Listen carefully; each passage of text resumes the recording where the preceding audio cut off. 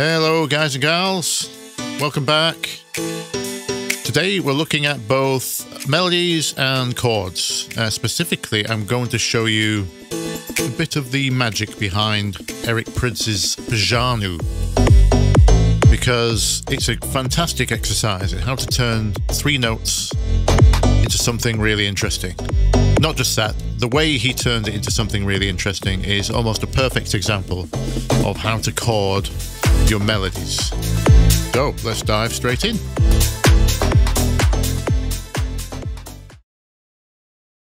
Okay, so here is the iconic melody and hook for the track as a whole.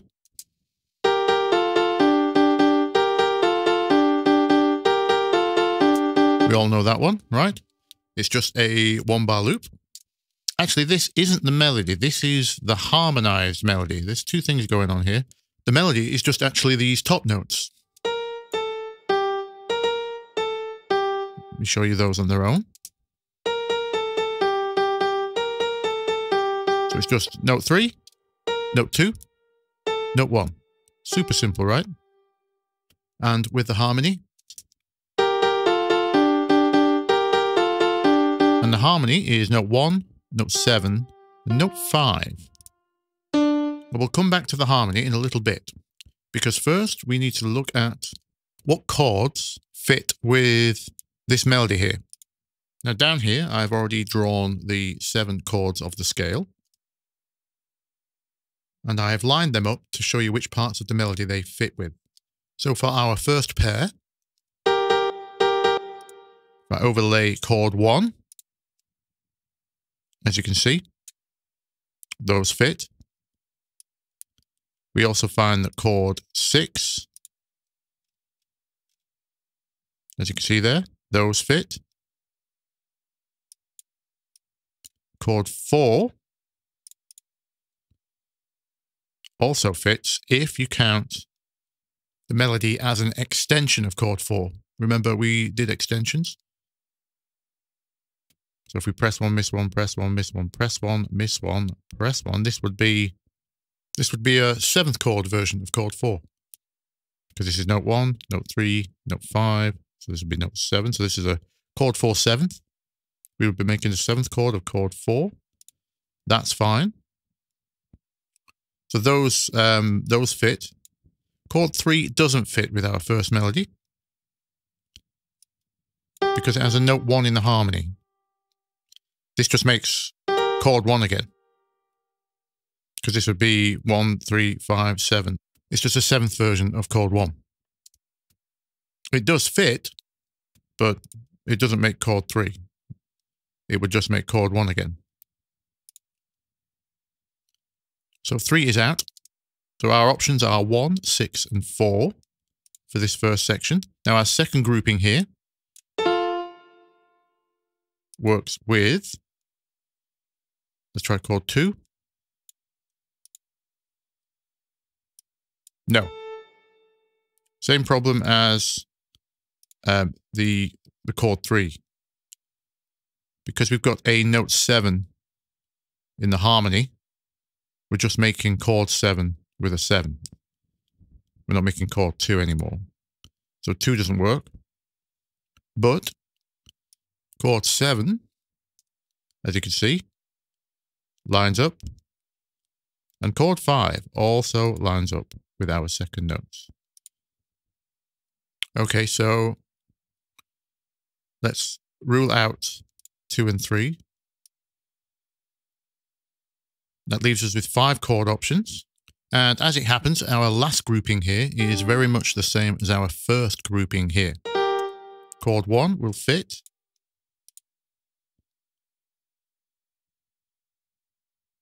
As you can see, there's note 5 in the harmony. That's here. If I invert this in the chord, just down the octave, you see that lines up with the chord nicely. So chord 1 is an option. Chord 6. Now this looks messy because we have this clash here.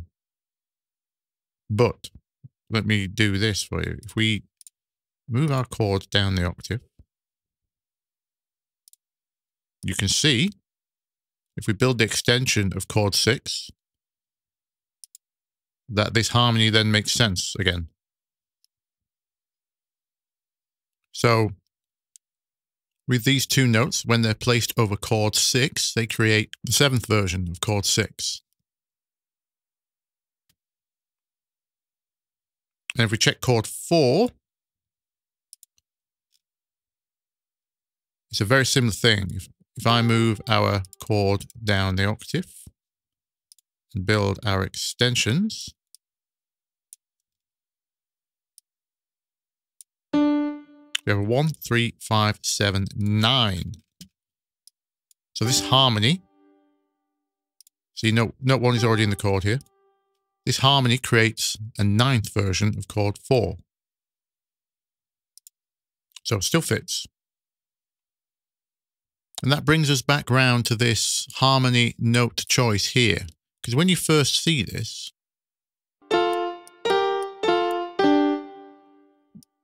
your initial reaction might be, why didn't Eric choose note 6 here instead of 5? Because this would mean all these groups are the same distance apart. This would be a more logical harmony, right? And the reason is, landing the harmony on note 6 like this would reduce your chord options to just chords 6 and 4. You'd no longer be able to use chord 1. If I put chord 1 under here,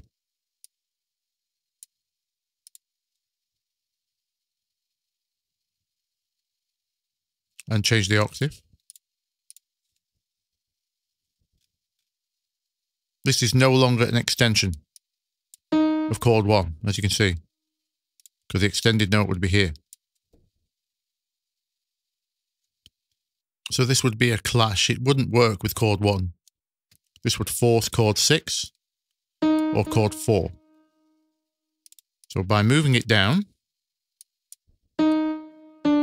it brings chord 1 back into play, which is pretty important, and leads to some nice extensions.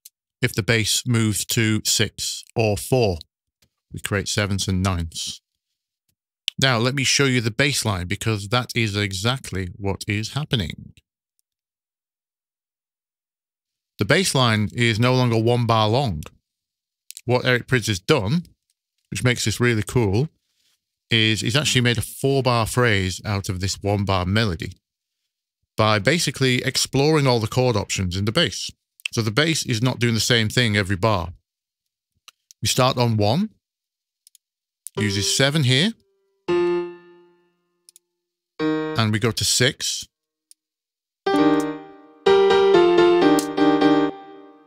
So we create that 7th chord that was an option earlier. And then for the second rotation, starts on 6, goes back to 7, but lands on 4, creating that 9th chord. Really cool. And then he starts back where he ended, on the 4. Uses chord 5 as a stepping stone back to 6, which again, chord 5 was an option for our second pair, remember? For the last bar, we resolve. We go 6, 7, 1. Basically, the reverse of the first bar. So that top melody isn't changing at all. What's making all the interest is swapping the bass notes to create those different harmonies.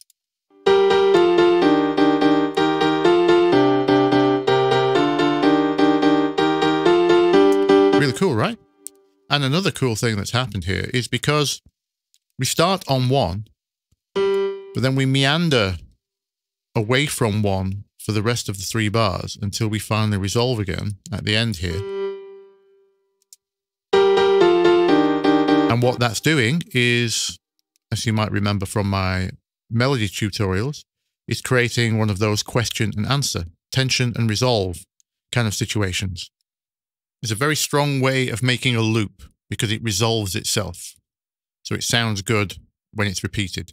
And in terms of the track arrangement, all the main track really has is the lead piano, on the 1-bar loop. There is a string part doubling that.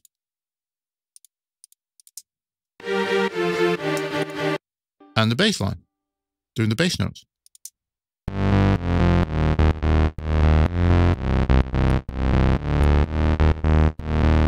That's the whole thing, obviously with drums.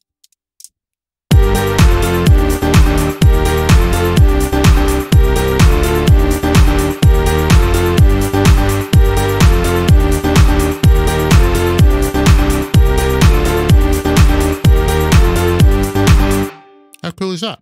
All from 3 notes. I think there's a lesson in there for all of us. Just 3 notes. Maybe don't overthink your melodies. But you can think quite hard on your chords. Hopefully there's a little inspiration in there as well. If you're struggling to write melodies, 3 notes might be all you need. Hans Zimmer also said the same thing. Okay, I think we'll wrap this up. By the way, this track from the intro is relevant. It's I released this last year. It's called The Good Life.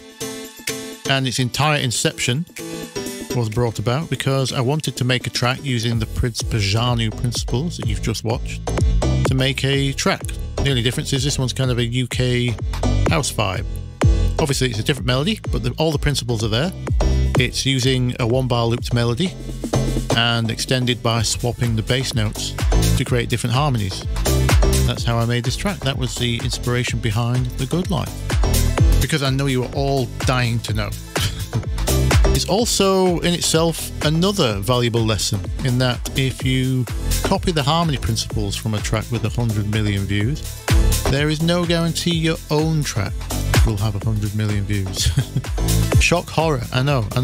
But it was worth a try.